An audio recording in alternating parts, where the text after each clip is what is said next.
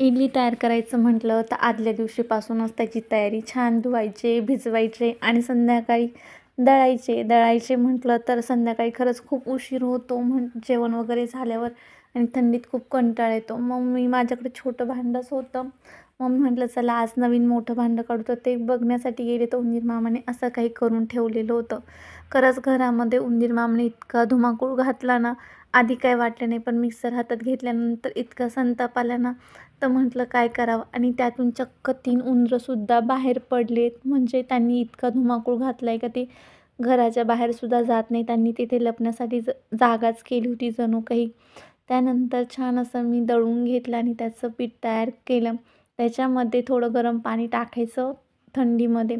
छान असं पीठ आमतं पण आणि उबदार जागेत ठेवावं लागतं पीठ.